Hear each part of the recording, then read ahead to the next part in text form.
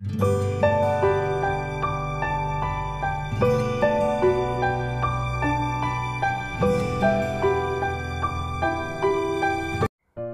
na mga kabayan? Ngayon ipapakita ko sa inyo ang isang simpleng paraan ng pagtatanim ng labanos. Ito siya, white icicle radish. Siguro may tatanong nyo kung bakit ang lalim ng aking pagtataniman ng labanos ko. Ang ginagawa ko kasi, nilalaliman ko yung pagtataniman ko ng labanos para habang lumalaki siya ay tinatabunan ko siya ng lupa para habang nagkakalaman yung labanos nasa ilalim siya ng lupa at hindi siya nagiging berde, kasi pagka na-expose sa araw yung laman ng labanos, nagbeberde yung kanyang balat. Minsan kasabihan na pagka yung berde na yung ng labanos, hindi na siya magandang kainin. Hindi ko lang sigurado kung tama ba talaga yung kasabihan na yun, pero ganyan ang ginagawa ko. At saka mas malaki ang inilalaki ng labanos, mas mahahaba siya. Nilaliman ko yung kanyang hukay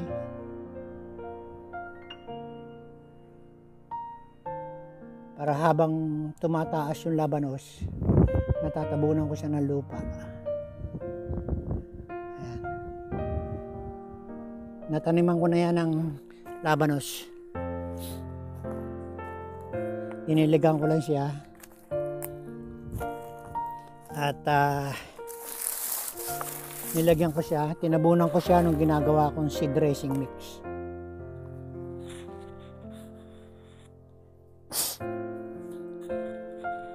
Umpisa na kasi ng taniman dito sa New Zealand. Spring na, October, second month ng spring. Kaya unti-unti na ako nagtatanim sa garden ko.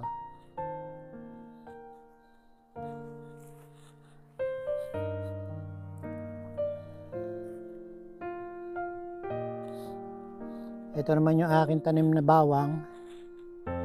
Itanimin ko yan noong June or July. Hindi ko lang kasi matanda ako araw o buwan. Ayan, dinidiligan ko din yan ng with compost tea. Yung ginagawa ko.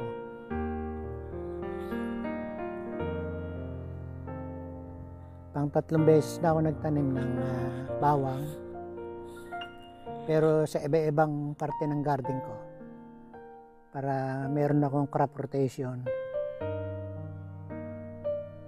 Ito namang huling nakatanim dito sa pagtataniman ko ng labanos, naman siya, yung kangkong. Halo-halo na minsan, kangkong at saka mais. Ito yung pinaganuhan ng mais, yung mga puno at dahon, binigiling ko naman siya. Ayan. Ginagawa kong mulch. Yan, mga nakatambak dyan sa tanim kong bawang,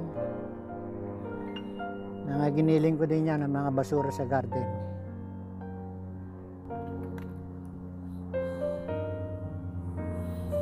Ngayon naman, tatakpan ko yan ng tabla.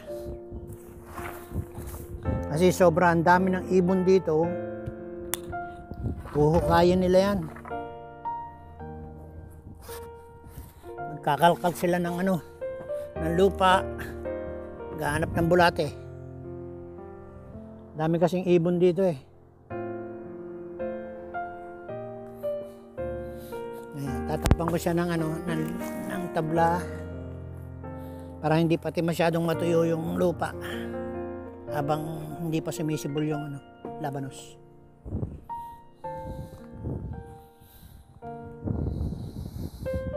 Pag pinalkal ng ibon yung lupa, matatabo na ng masyado yung buto ng labanos, baka hindi na sumibol.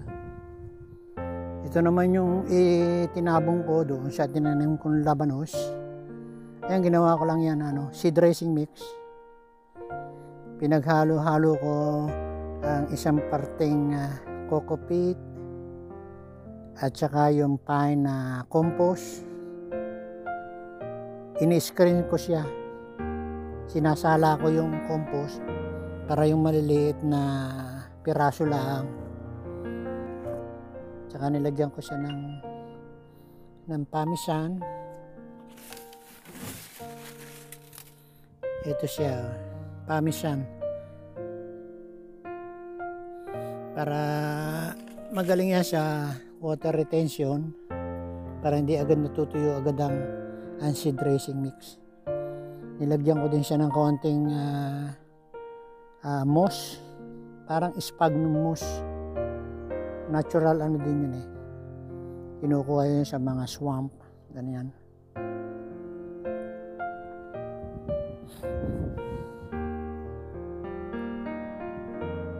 Ayan na. Tinakpan ko na yung pinagtaniman ko ng labanos para hindi siya mahukay ng ibon.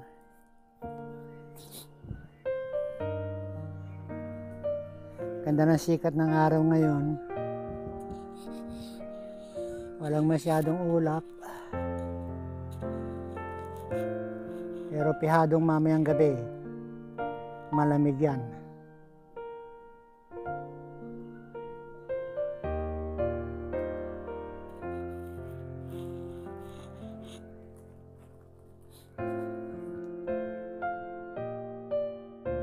Yan ang ibon na mahilig maghukay dito sa garden ko. Ayan. Naghahanap siya ng makakain na bulate.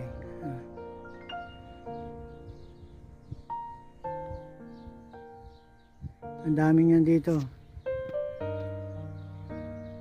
Ito, yung tinanim kong labanos. Mga half hour lang akong kumain ng lunch. Naghukay na siya. Kaya nilagyan ko na ng net para hindi na siya makakapaghukay pa. Kasi nung nilagay ko lang itabla, naghukay pa rin siya. Ay baka matabo na masyado ng malalim yung buto.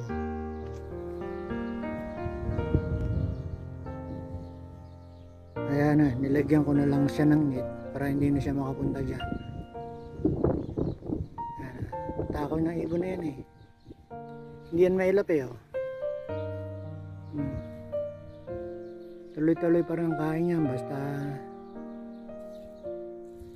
hindi mo lang siya masyadong lalapit. Kati. Ito.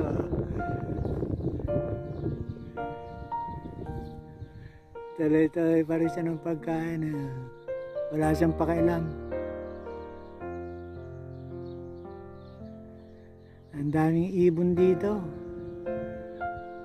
Pagdating ng mga bago mag 6 o'clock, naghuhunihan na sila. Nagtatawag na. Lalo pagka yung ang aking persimmon malapit ng mahinog. Nauna pa silang mag-harvest sa akin. Nauna pa silang tumikim ng bunga ng persimmon. Yung blackbird ang tawag ko dyan. Passion jowang hindi namamansin.